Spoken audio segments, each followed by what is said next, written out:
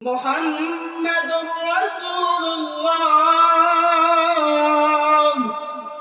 والذين معه أشداء على الكفار رحماء بينهم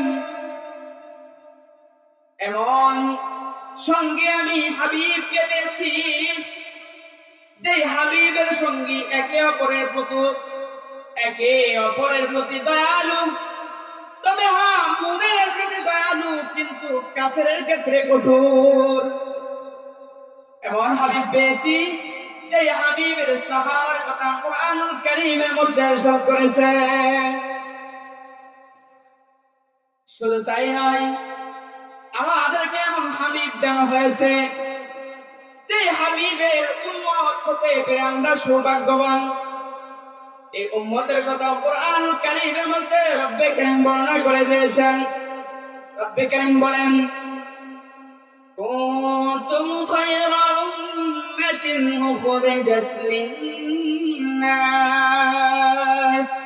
তা'মুরুনা বিল মা'রুফ ওয়া তানহাউনা আনিল মুনকার।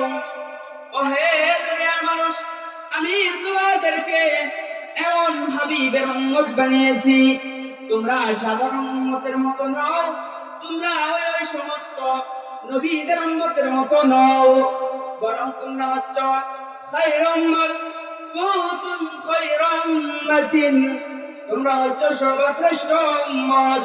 তোমাদেরকে কেন আমি সৃষ্টি করেছি তোমরা জানোই, উখরিজাত লিন-নাস, তোমাদেরকে আমি সৃষ্টি করেছি মানুষের কল্যাণার্থে। মানুষের কল্যাণার্থে আমি তোমাদেরকে সৃষ্টি করেছি।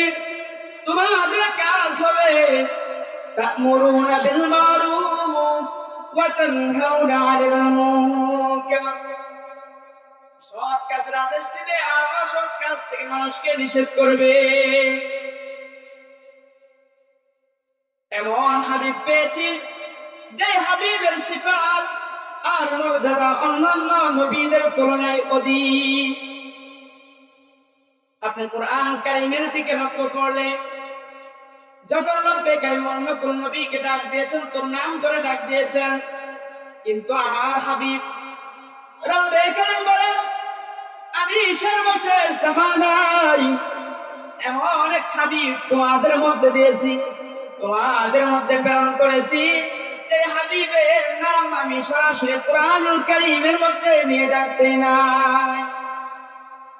অথচ আপনি যদি কুরআনুল কারীমের দিকে লক্ষ্য করি, প্রত্যেক নবীকে যখন ডাক দিয়েছেন নাম ধরে ডাক দিয়েছেন।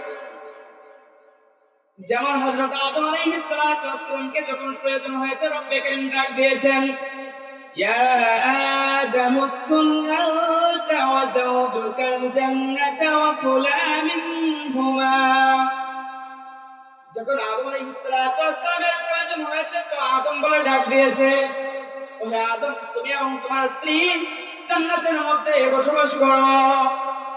যখন নূহ আলাইহিস সালাতু ওয়াস সালামকে প্রয়োজন হয়েছে তো রব্বে কারীম ডাক দিয়েছেন, ইয়া নূহ ইন্নাহু লাইসা মিন আহলিক। ওহে নূহ, যে সমস্ত লোকের কথা আমি তোমাকে নিষেধ করেছি সেগুলো তোমার পরিবারের নয়। অর্থাৎ যদিও হাকিকি ভাবে তোমার স্ত্রী হয়, যদিও তোমার রোজা সন্তান হয়, কিন্তু তার মধ্যে ঈমান না থাকার কারণে সে সত্যিকার অর্থে তোমার পরিবারের অন্তর্ভুক্ত নয়। বোঝার উদ্দেশ্য হচ্ছে, যখন কোন নবীকে প্রয়োজন হয়েছে তো নাম ধরে ডাক দিয়েছেন। শুধু তাই নয়, যখন ইব্রাহিম আলাইহিস সালামকে প্রয়োজন হয়েছে তো রব্বে কারীম ডাক দিয়েছে, ওয়ানাদাইনাহু ইয়া ইব্রাহিম। যখন মূসা আলাইহিস সালামকে প্রয়োজন হয়েছে তো রব্বে কারীম ডাক দিয়েছে, ইয়া মূসা লা তাখাফ। রব্বে কারীম হযরত জাকারিয়া আলাইহিস সালাতু ওয়াস সালামকে যখন প্রয়োজন হয়েছে তোর নাম ধরে ডাক দিয়েছি, ইয়া জাকারিয়া ইন্না নুবাশশিরুক। যখন ইয়াহইয়া আলাইহিস সালাতু ওয়াস সালামকে প্রয়োজন হয়েছে তোর নাম ধরে ডাক দিয়েছেন,